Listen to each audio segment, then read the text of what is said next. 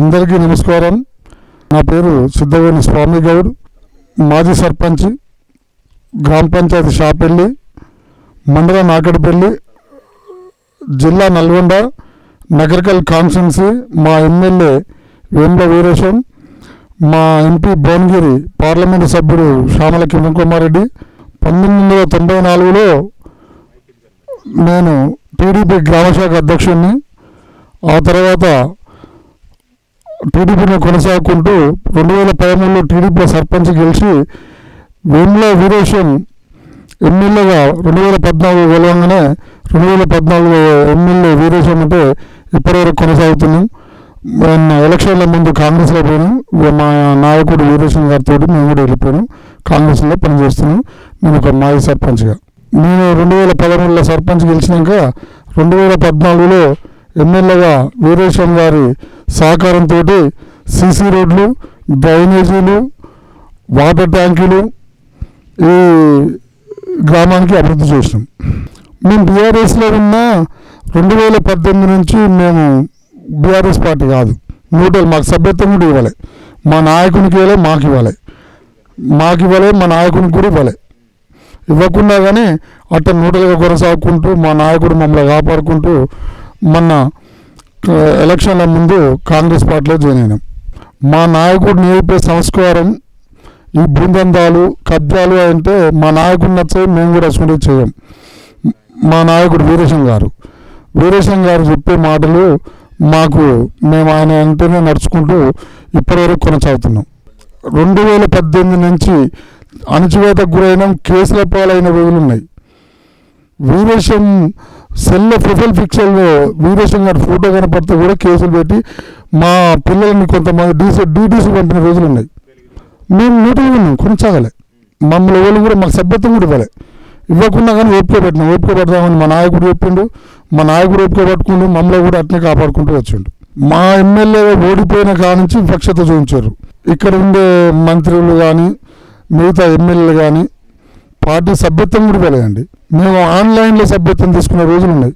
బీఆర్ఎస్లో సభ్యత్వ బుక్కులు ఇవ్వకుంటే ఇక్కడ లోకల్ ఎమ్మెల్యే ఉండి కాంగ్రెస్లో గెలిచి టీఆర్ఎస్లోకి వచ్చిండు. బీఆర్ఎస్లోకి వచ్చిన నాయకుడు చిరుమర్తి లింగయ్య, మాజీ ఎమ్మెల్యే, ఇప్పుడున్న మాజీ ఎమ్మెల్యే, అప్పుడు ప్రజెంట్ ఎమ్మెల్యే. ఆయన మాకు సభ్యత్వ బుక్కులు కూడా ఇవ్వకుండా ఆన్లైన్లో కూడా చేసుకున్నాం. ఒకే 2 ఏళ్ళు చేసుకున్న తర్వాత అది కూడా మానేసినాం. వీరేశం గారు, మీరు మా అమ్మని అడగండి, గ్రామం అభివృద్ధి అవుతుంది, ఇక్కడ టీడీపీ కన్మరుగు అయిపోతుంది అని మాకు చెప్పి మోటివేషన్ చేసి ఆయన ఎమ్మెల్యే గెలవంగానే తీసుకొని పోయింది మమ్మల్ని. 2018 నుంచి వివక్షతకు పోయిండు. అంతకంటే ముందు స్వేచ్ఛగా ఉండి మంచిగా పని చేసిండు, యాక్టివ్గా ఉండేది. కొంతమంది ఎన్నిపోటు తోటి ఓడిపోయిండు. బీఆర్ఎస్ ఉన్న నాయకులే కొంత ఎన్నిపోటు పొడిచారు. మా నగరికల్ కాన్స్టిట్యున్సీలో పెద్ద లీడర్లు ఉన్నారు. ఆ లీడర్ల ఊళ్ళల్లో ఓటు క్రాస్ ఓటు చేసి తక్కువ ఒక 3,000-5,000 ఓట్లతో గెలిచి ఓడిపోయిండు. ఛాలెంజ్ కదా, ఒకసారి ఓడిపోయినప్పుడు ఛాలెంజ్ తీసుకొని మళ్ళీ గెలవడానికి ప్రయత్నం చేస్తాం కదా. మా కాడ 1168 ఓట్లు పోలైన ఎమ్మెల్యే ఎలక్షన్లలో మేము 501 ఓటు లీడ్ ఇచ్చినాం మా గ్రామ పంచాయతీలో. ఎంపీకి 300 మా గ్రామ పంచాయతీ. మేము ఊహించిన దానికంటే ఎక్కువ వచ్చింది మెజార్టీ. మేము 56,000 మెజార్టీతో గెలుస్తామని మేము ఊహించినాము. మా ఎమ్మెల్యే గారు వీరేశం గారు మేము ఊహించిన దానికంటే రెట్టింపైంది.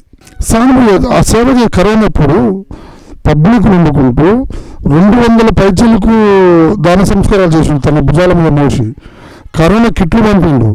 ఉద్దీపన ఫౌండేషన్ పెట్టి చిన్నపిల్లలకు విద్యను అందించిండు. ఆ రకంగా అతను ఓడిపోయి అక్కడ ఉండలే, 24 గంటలు ప్రజాసేవ చేసిండు.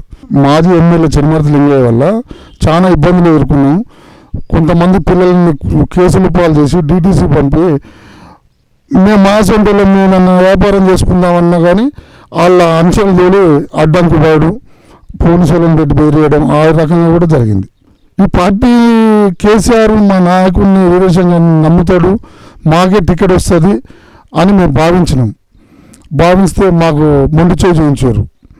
మొండి చేయి చేయించగానే మా వెంకరెడ్డి గారు, ఇక్కడ ఉన్న మంత్రివర్యులు, జిల్లా మంత్రివర్యులు కోమరెడ్డి వెంకరెడ్డి గారు, రాండి మీరు మంచి నాయకుడు, మీ పరిపాలన ఇంతమంది కూడా చూసినాం, మీరు గెలిచే క్యాండిడేట్, రాండి అని మాకు పిలుచుకొని టికెట్ ఇచ్చి గెలిపించుకుంటాం. 6 గ్యారెంటీలు అమలు అయినాయండి. మా గ్రామ పంచాయతీలో ఉచిత 500 గ్యాస్ సబ్సిడీ అమలైంది, రైతు రుణమాఫీ అమలైంది, ఫ్రీ బస్సు అమలైంది, కరెంటు 200 విద్యుత్ 200 యూనిట్ అది మాఫీ వచ్చిందండి. మా గ్రామ పంచాయతీలో అన్నీ అమలైనాయి. లోటు బడ్జెట్ ఉందండి. ఈ రుణమాఫీ ఈ చేయడం, ఈ సబ్సిడీ గ్యాసు ఇవన్నీ ఇస్తే వరకు కొంత టైం పడుతుంది. అది కూడా ఇస్తారు. ఎవరు కూడా మహిళలు అసంతృప్తిగా ఏం లేరు. ఆ చీర కట్టుకొని కూడా బతుకమ్మ ఆడిన రోజులైతే ఏం లేవండి. ఆ చీరలు తెచ్చుకొని కూడా బావులకర గడ్డి మోసేందుకు, నారు మోసేందుకు తప్ప వేరే దానికి పనికి రాలేదు. పబ్లిక్ జనాలు కూడా ఏమనుకుంటారంటే మా ఇంట్లో సంసారం వెళ్ళడానికి నాన్న తిప్పలే పడతాము. ఈ లోటు బడ్జెట్ ఉన్న కేసీఆర్ మొత్తం లాజ్ చేసిపోయిండు, దాన్ని పూడ్చుకోవడానికి అప్పులు కట్టడానికి ఇప్పుడున్న ముఖ్యమంత్రి రేవంత్ రెడ్డి సరిపోతుందని పబ్లిక్ కూడా అందరూ తెలుసు. ఒకదాని తర్వాత ఒకటి చేసుకొస్తుండు, ఏం కాదు అని జనాలు కూడా ఓపుకోవాల్సిన సిద్ధంగా ఉన్నారు. ఇప్పుడు చేయవలసింది బతుకమ్మ చీర ఒకటి, గూఢజ్యోతి గదొకటి 2 వేస్తే 6 గ్యారెంటీ అమలు అయిపోయినట్టే. మా గ్రామ పంచాయతీ 2 లక్షల వరకేని 2 లక్షల పైచీలకు ఉన్న వాళ్ళకు అది ఈ బ్యాంకర్స్ అకౌంట్ పంపలే. అది గవర్నమెంట్ తప్పు కాదు. ఈ బ్యాంకర్స్ రైతులు కూడా పోయి తెలుసుకున్నారు. ఈ బ్యాంకర్స్ ఏం చేశారంటే 2 లక్షల పైచీలకు ఉన్న వాళ్ళని అకౌంట్స్ పంపలేదు. వాటి కోసం కూడా గవర్నమెంట్ ఆలోచన చేస్తుంది. కొంత రేషన్ కార్డు లేని కూడా కాలేదు. అవి కూడా అగ్రికల్చర్ ఏవో గారు గ్రామ పంచాయతీలో కూర్చుండు, విల్లు తిరిగిండు. ఆ అకౌంట్స్ కూడా కలెక్ట్ చేసుకుని పంపిర్రు. అవి కూడా రేపు డిసెంబర్ 9 వరకు అవి కూడా మాఫీ అయితే అందరికి తెలుసు. పల్లెటూరుకు వస్తుందండి. బస్సులు సంఖ్య ఉన్నంత వరకు తిప్పుతున్నారు వాళ్ళు కూడా. కాకుంటే ఏంటంటే గవర్నమెంట్ కొంచెం ఆలోచన చేయాల్సింది ఏంటంటే బస్సుల సంఖ్య పెంచాలి. పెంచినప్పుడు అందరూ అన్ని పల్లెటూర్లకు వస్తాయి. ఇప్పుడు పల్లెటూర్లలో కూడా జనాలు ఆగుతలేరండి. అందరూ బైక్లు అయినాయి, ఆటోలు అయినాయి. బస్సు కోసం ఒక 5 నిమిషాలు కూడా వెయిట్ చేసే పరిస్థితి లేదు. ఎవరంతా వాళ్ళు వెళ్ళిపోతారు. బస్సు కోసం ఆలోచిస్తూ లేరు. ఫ్రీ బస్సు మంచి సక్సెస్ అయింది. ఎస్సీకి వర్గీకరణ చేయవలసిందే.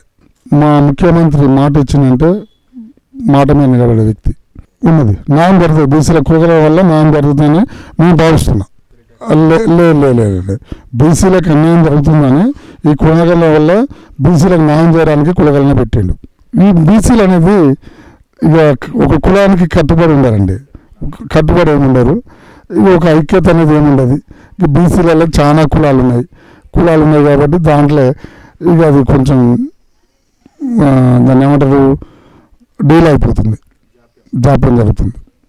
ఐక్యమత్య లోపం, నాయకుల లోపం ఏం లేదు. ఏ పార్టీ అయినా నాయకులలో ఏముండదు.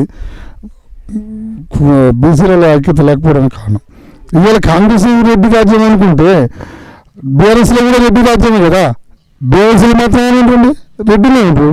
బీఆర్ఎస్లో రెడ్డి రాజ్యమే. ఇది కాంగ్రెస్ రెడ్డి రాజ్యం ఎందుకైతే? కాంగ్రెస్లో మా జిల్లాలో తీసుకున్నాండి. కుందూరు జానారెడ్డి ఉండు, సీనియర్ మోస్ట్ ఆయన. రామారావు పేర్లని మంత్రి పదవి చేసినాడు. ఆయన మంత్రి పదవి చేసిన ఎవరు కూడా లేరు. ఆయనంత మంత్రి పదవి చేసిన వాళ్ళు ఎవరు కూడా లేరు. మా జిల్లా విషయానికి వస్తే కోమటిరెడ్డి బ్యార్స్ ఇవాళ లేరు. వాళ్ళు రాజకీయాలలో ఇవాళ రాజకీయం కాంగ్రెస్ రాగానే రాలేదు. కాంగ్రెస్లో రాలేదు కదా. వైఎస్ రాజశేఖర రెడ్డి ఉన్న కాంచి వాళ్ళు మా వెంకటరెడ్డి సారు 5 సార్లు ఎమ్మెల్యే, 1 సారి ఎంపీ. ఇవాళ రెడ్డి రాజ్యం వచ్చిందండి. ఉత్తమ్ కుమార్ రెడ్డి అప్పటి నుంచి ఉన్నాడే. వైఎస్ రాజశేఖర ఉన్నప్పుడు ఉత్తమ్ కుమార్ రెడ్డి మంత్రి చేసినాడే, జానారెడ్డి మంత్రి చేసినాడే, వెంకటరెడ్డి మంత్రి చేసినాడే. వీళ్ళు ఉత్తమ్ కుమార్ రెడ్డి రాగానే రెడ్డి రాజకీయం రాలే కదా. మా మహేష్ గౌడు పిసిసి ప్రెసిడెంట్ బీసీ గౌడు, పొన్నం ప్రభాకర్ గౌడు. ఎందుకు లేదండి? బీసీలు కదా, వాళ్ళు బీసీ కదా. అన్ని విషయాలలో కూడా బీసీలకు అన్యాయం లేదు. రెడ్డి రాజకీయం అనేది ఏమి లేదు కాంగ్రెస్లో. ఊరిగం ఎక్కడిది? రాజకీయంగా వాళ్ళు ఫస్ట్ నుంచి వాళ్ళు ఎక్కడైతే పట్టున్నారో అక్కడ ఉన్నారు. బీసీలలో కూడా మంచి లీడర్లే ఉన్నారు. ఊరిగం ఎక్కడిది? రెడ్డి వాళ్ళకు ఊరిగం ఎక్కడిది? కష్టపడే లీడర్కు పదవి ఇస్తున్నప్పుడు జిల్లా అభివృద్ధి అవుతుంది, రాష్ట్రం అభివృద్ధి అవుతుంది. ఈ బీసీ, ఎస్సీ, ఎస్టీ అని చూసుకుంటే కాదు. మాకు మంచిగా వర్క్ చేసే లీడర్కి ఏ లీడర్కి ఇచ్చినా నష్టం లేదు. ఇంకొకటి ఆ బీఆర్ఎస్ నాయకులకు సిద్ధశుద్ధి ఉంటే నీ బీఆర్ఎస్ పార్టీ స్థాపించక ముందుకే కుందూరు జానారెడ్డి కుటుంబం కాంగ్రెస్లో ఉన్నది, కోమటిరెడ్డి బ్రదర్స్ కుటుంబం కాంగ్రెస్ ఉన్నది, ఉత్తమ్ కుమార్ రెడ్డి సతీమణి అయితేంది, ఉత్తమ్ కుమార్ అయితేంది ఈ బీఆర్ఎస్ పార్టీ నువ్వు టీఆర్ఎస్ పెట్టక ముందుకే వాళ్ళు రాజకీయాలలో ఉన్నారు. నువ్వు టీఆర్ఎస్ పెట్టినాక రాజకీయాలకు రాలేదే, నీది కుటుంబ పాలన. నీ అల్లుడు ఎమ్మెల్యే గెలవక ముందుకే మంత్రి చేసినవే, నీది కుటుంబ పాలన. నీ బిడ్డను ఎంపీని చేసుకున్నావు, నీ సభకుని కొడుకుని ఎంపీని చేసుకున్నావు, బిడ్డ ఓడిపోగానే ఎమ్మెల్సీని చేసినావు, కేటీఆర్ని మంత్రిని చేసినావు, నీది కుటుంబ పాలన. కాంగ్రెస్ కుటుంబ పాలన ఎక్కడిదండి? కాంగ్రెస్ పార్టీ నువ్వు బీఆర్ఎస్ పార్టీ స్థాపించక ముందుకే మా ఉమ్మడి నల్లగొండ జిల్లాల ఈ 3 కుటుంబాలు కాంగ్రెస్లో ప్రజాప్రతినిధులుగా వెళ్తున్నారు, క్రియాశీలంగా వెళ్తున్నారు, ఎంపీలుగా ఎమ్మెల్యేలుగా వాళ్ళు సర్వీస్ చేస్తున్నారు. వాళ్ళు ఫస్ట్ నుంచి రాజకీయాలలో మేము సర్వీస్ చేయాలని వచ్చారు, వాళ్ళు సర్వీస్ చేస్తారు. అది కుటుంబ పాలన ఎట్లయితుంది? 100% అయితే అండి ప్రతిపక్షాలు నోరు మూస్తారు. ఏదైనా మన ఇంట్లోనైనా మనం సంసారం చేస్తున్నప్పుడు 1-2 జాప్యం జరుగుతాయి. మా 6 గ్యారెంటీలో కూడా ఒక్కటే జరిగింది. ఆ ఒక్కటి కూడా మా రేవంత్ రెడ్డి ముఖ్యమంత్రి చేస్తాడు. మా ముఖ్యమంత్రి చాలా స్టాండ్గా ఆలోచిస్తుండు. ఆ ఒక్క గ్యారెంటీ కూడా అమలు చేసి తీరుతాడు అనేది పబ్లిక్ జనాలకు ఉన్న విశ్వాసం, మాకున్న విశ్వాసం, మా లీడర్లకు ఉన్న విశ్వాసం. సీనియర్ నాయకుడిని పక్కకు పెట్టవలసిన అవసరం కాంగ్రెస్ పార్టీలో ఉన్నది. కాంగ్రెస్ పార్టీలో స్వేచ్ఛ ఎక్కువ, ఎవరైనా పని చేయొచ్చు. ఇప్పుడు మిగతా బీఆర్ఎస్ ఉంది, ఆ ఊరి నుంచి ఒక లీడర్ పోతే ఒక ఎమ్మెల్యే గారి పోతే ఆయనే పని చేయాలి. ఈ కాంగ్రెస్ పార్టీలో అట్లా కాదు. ఈ కాంగ్రెస్ పార్టీలో స్వేచ్ఛ ఎక్కువ, ఎవరైనా పని చేయవచ్చు, ఎవరైనా పని చేయించుకోవచ్చు. ఈ సీనియర్ అనేది కూడా ఈ వేరే పార్టీ నుంచి వచ్చిన లేదు అనేది ఏముండదు. వర్క్ చేసే వాళ్ళని ఎవరైనా సీనియర్ అయినా చేయొచ్చు, కొత్త అయినా చేయొచ్చు, పాత అయినా చేయొచ్చు. సీనియర్లు 10 ఏళ్ళు గవర్నమెంట్ లేకుండా కష్టపడి రాళ్ళంటే తెలుస్తుందండి. గవర్నమెంట్ లేకుండా 10 ఏళ్ళు స్టాండ్ అయిన కాబట్టి సరే ఊరికి ఉన్న 100-200 మంది అయినా 100-200 మంది స్టాండ్గా ఉన్నారు. ఆలైనా తెలుస్తుందండి. 4 ఉంటే 4కి 4 పదవులు రావు కదా. ఆడ ఉన్న ఒక్క పదవి ఎవరినో ఒకరిని చూసి ఇస్తారు. ఒకసారి కాకుండా ఒకసారికి అవకాశాలు వస్తుంటాయి. మూసి పక్షాల విషయంలో 100% మా ముఖ్యమంత్రి తీసుకున్న నిర్ణయం చాలా కరెక్ట్ నిర్ణయం. మేమున్నామండి, మా బావుల కాడికి మీ ఇంటికాడ నీళ్ళు ఫిల్టర్ని తీసుకొని మా బావుల కాడికి పోవాలి. అదే మూసి పక్షాలు చేసిన అనుకో మేము బావుల కాడ వాటర్ తాగుతాం, బోర్లు ఫిల్టర్ అవుతాయి. గొర్రెలు పశువులు మేకలు తాగి కొన్ని చనిపోతున్నాయి, గర్భకోశ వస్తుంది, మేకలు పశువులు ఏడ్చుకపోతున్నాయి, చాలా ఇబ్బంది ఉంది. ఆ నీళ్ళు దుల్దా, ఆ నీళ్ళలో పోతుంటే దుల్దా. మా ఊరి పైనే ఉంటుంది చెరువు, ఎప్పుడన్నా చెరువులోకి పోతే దుల్దా వస్తుంది. మా మూసి పక్షాలను చేస్తే ఆ సమస్య మాకు ఉండదు కదా. మా ముఖ్యమంత్రి తీసుకున్న నిర్ణయం చాలా సంతోషమైన నిర్ణయం. మూసి పక్షాలను జరగవలసిందే. ఎంత ప్రతిపక్షాలు మొత్తుకున్నా మా ముఖ్యమంత్రి మాట ఇచ్చిందంటే మడవ తప్పడు, ఆ పని చేసి తీరుతాడు. మీరు అన్నది వాస్తవంగా గ్రామ పంచాయతీ కుంటుపడుతుంది. ఈ కులగణన చేసి రిజర్వేషన్లు బీసీలకు కొంచెం సంఖ్య పెరుగుతుందని మేము భావించుకుంటూ మేము పబ్లిక్ కూడా మేము ఓపికతోటి ఉన్నాం. 52% రిజర్వేషన్ కంపల్సరీ బీసీలకు వాటా ఇవ్వవలసిందే. మా ముఖ్యమంత్రి గారు అమలు చేసి తీరుతాడు. నేను బీసీ నాయకుడిని ఓసీ నాయకులము కాదండి, మేము జనాల మనుషులం. మాకు కులాలతోటి పని లేదు. మాకు బీసీ అయినా ఓసీ అయినా ఎస్సీ అయినా ఎస్టీ అయినా మాకు సమానమే. మేము ఎవ్వరికి ఏ పదవులు వచ్చినా మేము ముందుండి పనిచేసే వాళ్ళమే. బీసీలో కూడా 52% ముఖ్యమంత్రి అమలు చేస్తాడు కాబట్టి మేము సంతోషదగ్గ విషయం అని నేను భావిస్తున్నా. కులగణన ద్వారా బీసీలకు న్యాయం జరుగుతుందని భావిస్తున్నాం. ఉప సర్పంచ్లకు జాన్ చెక్ పవర్ ఇవ్వాలి. ఇంకోటి, ఈ నిధులు దుర్వినియోగం కావద్దంటే పంచాయతీ సెక్రటరీకి కూడా చెక్ పవర్ ఉండాలి. ఉప సర్పంచ్ చెక్ పవర్ ఇచ్చుకుంటూ పంచాయతీ సెక్రటరీ కూడా చెక్ పవర్ ఇవ్వాలి. ఇచ్చినప్పుడే గ్రామ పంచాయతీ నిధులు దుర్వినియోగం కావు. వ్యక్తుల మధ్య ఉంటుంది. స్థానిక సంస్థలలో 100% వ్యక్తులను చూస్తారు, పార్టీని కూడా చూస్తారు. పార్టీ బలంగా ఉంది, పైన గవర్నమెంట్ ఉన్నది, పైన ఎమ్మెల్యే ఉన్నారు, గవర్నమెంట్ ఉందని అది కూడా అంతా చూస్తారు. బీఆర్ఎస్ కాంగ్రెస్ మీద వ్యతిరేకత వచ్చింది, కాంగ్రెస్ పని అయిపోయింది, స్థానిక సంస్థలలో మేము ఎక్కువ సీట్లు గెలుస్తాం అనేది వాళ్ళ భ్రమ.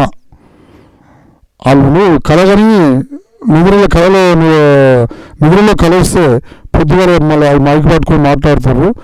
మెజార్టీ రావాల్సిన స్థానిక సంస్థలో కాంగ్రెస్ అత్యధిక మెజార్టీతో గెలుస్తాం స్థానిక సంస్థలలో. మా కాన్స్టిట్యున్సీలో మా మండలంలో డబ్బు ప్రభావం పెద్దగా ఉండదు. మా నాయకుడిని చూసి ఓట్లు వేసేట వాళ్ళు చాలామంది ఉన్నారు. మా నాయకుడు వీరేశం గారిని చూస్తే ఆయన మాట మీద ఉంటాడు, పని చేస్తాడు, పదవులున్నా పనికి కట్టుబడి ఉంటాడని మాకాడ డబ్బుకు మద్యానికి బానిసయ్యే కార్యకర్తలు గారు, నికాసైన కార్యకర్తలు, ఓటర్లు, పార్టీ అట్నే ఉంది స్టాండ్గా, మా నాయకుడు అట్నే ఉండు, మా గవర్నమెంట్ ముఖ్యమంత్రి అట్నే ఉంది. కాబట్టి డబ్బు మద్యానికి తావులేదండి. మా గ్రామ పంచాయతీలు ఇప్పటి వరకు మేము సర్పంచ్ గెలిచినప్పుడు కూడా డబ్బులు పంచిన రోజులు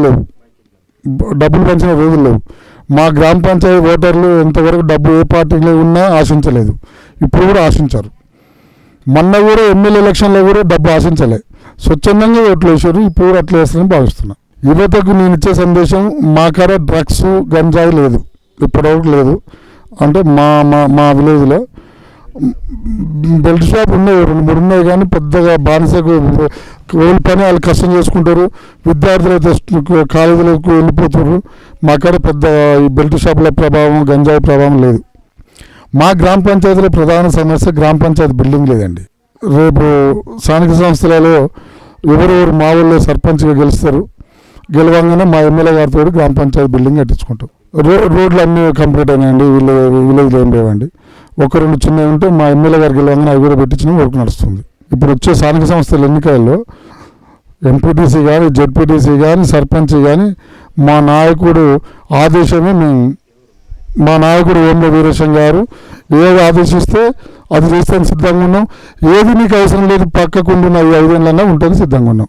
మా నాయకుడి మాట మేము శిరస వహిస్తాం. 100% రాష్ట్ర వ్యాప్తంగా తెచ్చుకుంటే మా మండలంలో ఎంపీపీ, జెడ్పీటీసీ, సర్పంచులు మా కాడ 29 సర్పంచులు ఉన్నాయి. 29 సర్పంచులు చేస్తాం మండలంలో, 100% చేస్తాం. దాంట్లో ఆశ్చర్యమే లేదు. వన్ సైడ్ మా కాడ వెంకరెడ్డి గారి సహకారం ఉంటుందండి, రాజగోపాల్ రెడ్డి ఉంటాడు, మా సొంత మండల వాస్తవులు, మునుగోడు ఎమ్మెల్యే గారు రాజగోపాల్ రెడ్డి, మా ఎంపీ శ్యామల కిరణ్ కుమార్ రెడ్డి, మా ఎమ్మెల్యే వేముల వీరేశం సహకారంతో 100% 29 గ్రామ పంచాయతీలకు 29 గ్రామ పంచాయతీలు గెలుస్తాం. జెడ్పీటీసీ గెలుస్తాం. 15 ఎంపీటీసీలు కలిసి ఎంపీపీ స్థానం కైవసం చేసుకుంటాం.